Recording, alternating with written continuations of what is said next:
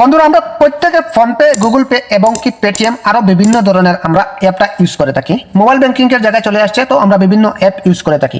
কিন্তু একটি বিষয় রয়েছে খুবই গুরুত্বপূর্ণ, আপনার সপ্তাহে সপ্তাহে আপনার ব্যাংক থেকে পয়সাটা কেটে যায়, আপনি বুঝতেই পারেন না যে আপনি কি করে রেখেছেন, অটোমেটিক পয়সাটা কেটে যাচ্ছে। তো আজকে একদম প্র্যাকটিক্যাল দেখিয়ে দেব এবং আপনারাও শিখতে পারবেন এবং আপনারাও কাজটি করে নিতে পারবেন। ঠিক আছে, যে আপনার অটোপে কেন কেটে যাচ্ছে বারবার, ঠিক আছে, মানে আপনার ব্যাংক থেকে টাকাটা কেন বারবার কেটে যাচ্ছে। আমরা যদি PhonePe, Google pay, Paytm use করে থাকি তাহলে কিন্তু আমাদের জন্য আজকের এই ভিডিওটা এবং আপনাদের জন্য আজকের এই ভিডিওটা।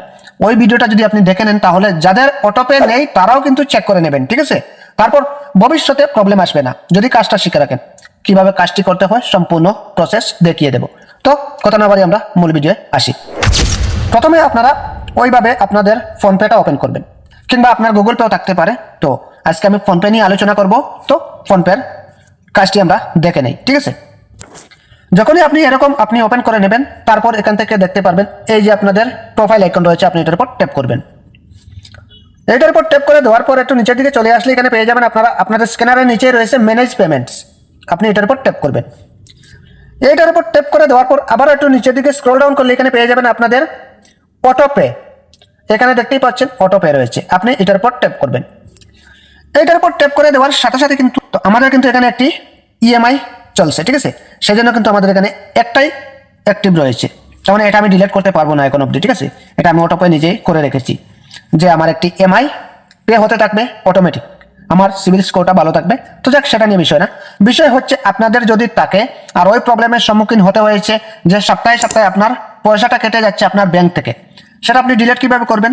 শুধুমাত্র আপনি কি করবেন, সেমভাবে চলে আসবেন। ঠিক আছে, তো এখান থেকে আমরা আবারও দেখিয়ে দিই, ক্লিয়ার হয়ে যাবে জিনিসটা। ঠিক আছে, প্রথমে আপনি এটার উপর ট্যাপ করবেন, তারপর একটু স্ক্রল ডাউন করে এখানে ম্যানেজ পেমেন্টস এটার উপর ট্যাপ করবেন, তারপর আবার একটু স্ক্রল ডাউন করবেন, এই যে দেখতে পাচ্ছেন অটোপে, এটার পর আবারও ট্যাপ করবেন।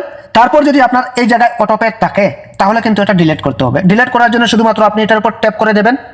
এটার উপর ট্যাপ করে দেওয়ার পর সবে নিচে কিন্তু আমাদের এখানে শো করছে না, যেহেতু আমার এখনো দুইটা রয়েছে তাই শো করছে না। ঠিক আছে, তো আপনাদের ক্ষেত্রে এই যে ভিউ অটোপে হিস্টোরি, এরপরে রয়েছে এখানে কন্ট্যাক্ট কাস্টমার সাপোর্ট, এর নিচে কিন্তু ডিলিট অপশনটা থাকবে। ঠিক আছে, আপনি ডিলিট অপশনে ট্যাপ করবেন, ট্যাপ করে দেবেন, তারপর এখান থেকে কনফার্মের উপর ট্যাপ করে দেবেন, তারপর আপনার ফিঙ্গারপ্রিন্ট ইয়া ফির আপনার যে ইউপিআই পিন যেটা রয়েছে সেটা চাইবে, সেটা দিয়ে আপনি কনফার্ম করে দেবেন। ঠিক আছে, তারপর আপনার অটোপেটা অটোমেটিক ডিলিট হয়ে যাবে। সেই ক্ষেত্রে আপনারা অবশ্যই ওই প্রবলেমের সম্মুখীন হতে হবে না। ঠিক আছে, তো এই ছিল আজকের ভিডিওটা, জানি না উপকার হয়েছে কিনা।